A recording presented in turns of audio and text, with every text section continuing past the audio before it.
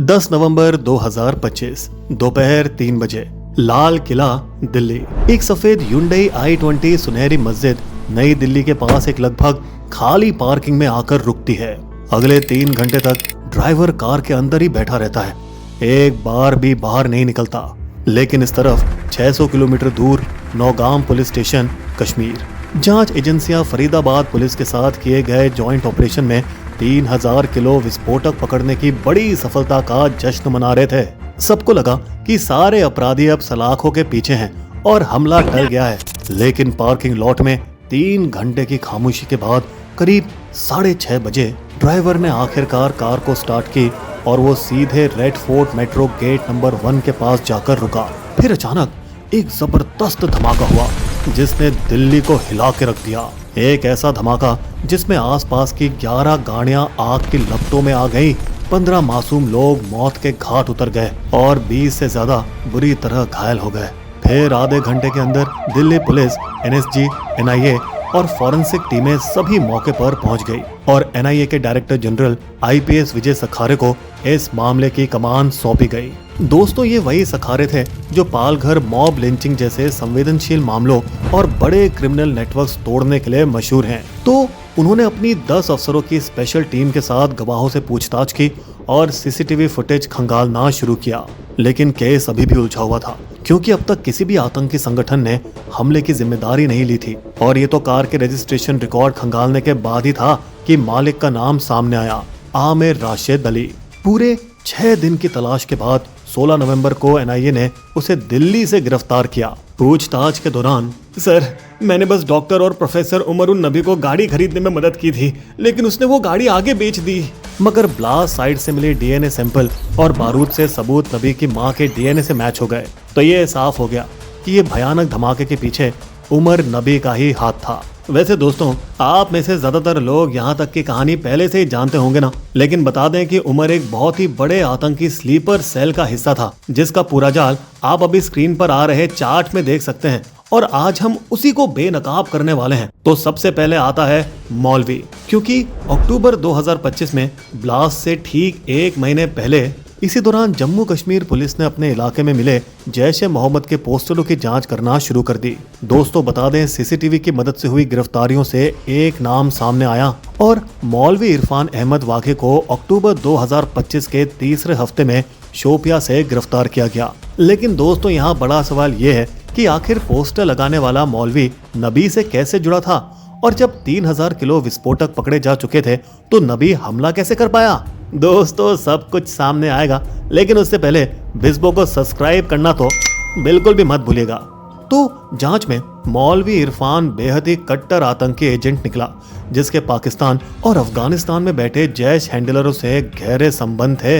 यहाँ हैरानी वाली बात तो ये थी कि वह 5 से 6 साल तक GMC श्रीनगर में मेडिकल स्टाफ रह चुका था। फिर कॉल डिटेल रिकॉर्ड और पूछताछ से ये खुलासा हुआ कि वे कई डॉक्टरों के संपर्क में था और 2021 से ही खास उन्हें चुनने और कट्टरपंथ में भर्ती करने के लिए काम कर रहा था। उसका पहला सीधा रिक्रूट था डॉक्टर मुज़्ज़मिल अहमद गनई, जो कि आगे चलकर मॉड्यूल के लिए भर्ती और ब्रेन वॉश का काम करता रहा। वहीं सुसाइड बॉम्बर डॉक्टर उमर खुद 2018 से 19 के बीच अपने GMC श्रीनगर के दिनों में ऑनलाइन कट्टरपंथी के कंटेंट देख रहा था। तब वह पूरी तरह से उनके काबू में था और बड़े ही आसानी से उन आतंकी नेटवर्क का हिस्सा बन चुका था, जिसे मौलवी और कुछ दूसरे डॉक्टरों ने मिलकर खड़ा किया था। इस बीच 2021-22 में मुज़्ज़मिल का बड़ा भाई डॉक्टर मुजफ्फर अहमद राथर अलग रास्तों से कट्टरपंथ की ओर बढ़ता रहा और धीरे धीरे वो अफगानिस्तान स्थित हैंडलरों से जुड़ता गया। फिर 2022 के बीच उमर और मुज़्ज़मिल ने साथ साथ ट्रेनिंग शुरू कर दी,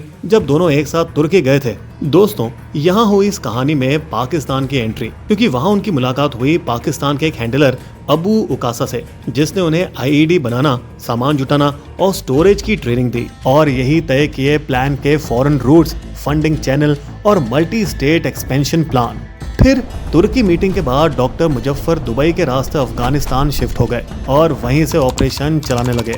2023 की शुरुआत में मुज़्ज़मिल ने अपने ही कॉलेज के साथी डॉक्टर आदिल अहमद राथर को भर्ती किया, जो आगे चलकर पूरे ग्रुप का हिसाब किताब देखने लगा। इसके बाद नेटवर्क और फैलाया गया। एक पूर्व प्रोफेसर डॉक्टर शाहिन शाहिद को भी रिक्रूट किया गया और खास कट्टरपंथी कंटेंट से उनका भी दिमाग भ्रष्ट किया गया। साथ ही शाहीन को जैश से 20 लाख रुपए भी मिले, जिसके बाद वो जैश की महिला विंग जमात उल मोमिनात की हेड बन गई।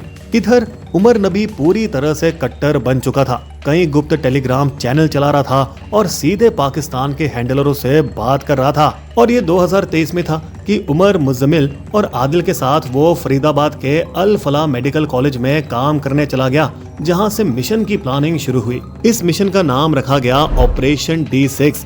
रिपोर्ट्स के मुताबिक 6 दिसंबर यानी बाबरी मस्जिद गिराए जाने के सालगिरह के दिन 6 शहरों में एक साथ कार सुसाइड धमाकों की साजिश रची गई। और अगर ये प्लान फेल होता तो बैकअप प्लान था दिल्ली NCR में कई जगहों पर एक साथ धमाके करना।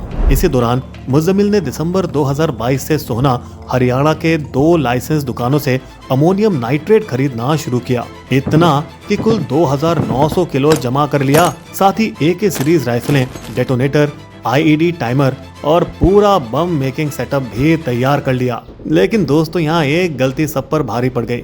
जब अक्टूबर में मौलवी के जोर देने पर नौगाम में जैश के पोस्टर लगाए गए, यहीं से केस खुल गया, जिससे उसकी गिरफ्तारी हुई और उनके पूरे नेटवर्क का भांडाफोड़ हो गया। साथ ही जम्मू कश्मीर पुलिस को नेटवर्क के बाकी हरामियों का भी पता चल गया और उन्होंने आगे की कार्रवाई के लिए फरीदाबाद पुलिस से संपर्क किया। फिर 30 अक्टूबर को मुज़्ज़मिल अल फलाह यूनिवर्सिटी से गिरफ्तार हुआ। 6 नवंबर को आदिल भी सरहानपुर से पकड़ा गया। साथ ही हथियारों का भंडार, विस्फोटक और बाकी चीजें सेफ हाउस से मिली। दोस्तों 10 नवंबर तक डॉक्टर शाहीन भी गिरफ्तार हो चुकी थी और हाफिज मोहम्मद इश्तियाक अल फलाह मस्जिद के इमाम के घर से तो 2563 किलो विस्फोटक बरामद हुए। अच्छी खबर ये थी कि पुलिस और सुरक्षा एजेंसियों ने 6 दिसंबर को होने वाले कई हमलों को रोक लिया था और इस बात का जश्न भी मनाया जा रहा था। लेकिन उन्हें कहाँ पता था कि सबसे बड़ा रास्ते का कांटा उनकी नजर से छूट चुका है। लेकिन ठीक उस वक्त जब मुज़्ज़मिल को गिरफ्तार किया जा रहा था, तब उस समय असली मास्टरमाइंड नबी चुपचाप अल फलाह यूनिवर्सिटी से अपनी I-20 कार में निकल गया, जो विस्फोटकों से भरी हुई थी। और डर के मारे वो हरियाणा के नूह में एक कमरे में 10 दिनों तक छिपा रहा। यहाँ तक कि ब्लास्ट से पहले भी वह 16 घंटे अपनी कार में यहाँ से वहाँ भटकता रहा। पहले मयूर विहार से कनॉट प्लेस तक, फिर आखिर में पुरानी दिल्ली तक। फिर पार्किंग लॉट से उसने बम को असेंबल किया और अपने हैंडलरों से बात करता रहा। दोस्तों बता दें, इस पूरी प्रोसेस के दौरान वो एक बार भी बाहर नहीं निकला, ना खाने के लिए ना टॉयलेट के लिए। अगर फरीदाबाद पुलिस अल फलाह अस्पताल की CCTV फुटेज को ठीक से देख लेती तो शायद नबी की I-20 उन्हें दिख जाती।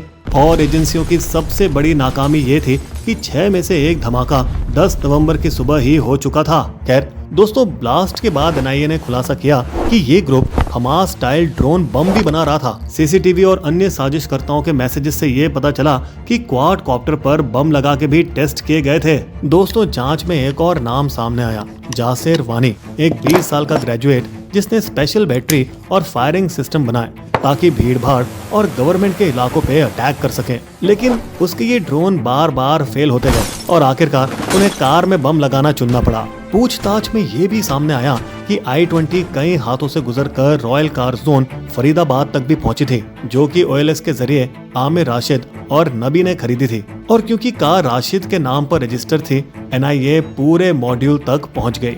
दोस्तों ये बिल्कुल वैसे ही था जैसे मुंबई मॉड्यूल में बाइक चोरों की गिरफ्तारी से बड़ा हमला टल गया था। ये कहानी हमारे वीडियो लिस्ट में जरूर देखिएगा। इस बीच अल फलाह यूनिवर्सिटी पर NAAC notice, FIR, association of Indian university से सस्पेंशन और ED की रेड भी हुई।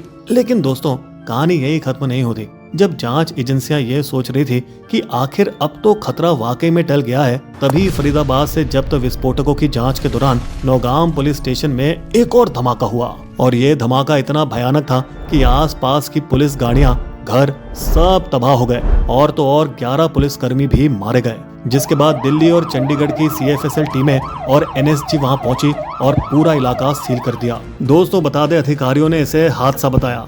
देखिए, इस घटना के कारण को लेकर किसी भी तरह के स्पेकुलेशन की कोई जगह नहीं है। अगर विस्फोटक इतने अस्थिर थे तो कश्मीर में दशकों का अनुभव रखने वाली पुलिस उन्हें एक एक्टिव पुलिस स्टेशन के खुले इलाके में क्यों रखेगी? दोस्तों ये सब देख के तो यही कहेंगे कि ये अफसोस की बात है कि पुलिस का इतना अच्छा काम एक बड़ी लापरवाही से मटिया मेट हो गया।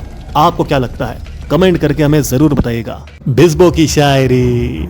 लाल किले बम ब्लास्ट में जुड़े हैं जिनके नाम, डॉक्टरी के पेशे को करते वो बदनाम, आतंकी बन जोड़ते मौत का है सामान, जिन्हें काम था बचाएं लोगों की वो जान। हमारे वीडियो कंटेंट के सोर्सेस आपको डिस्क्रिप्शन में मिल जाएंगे।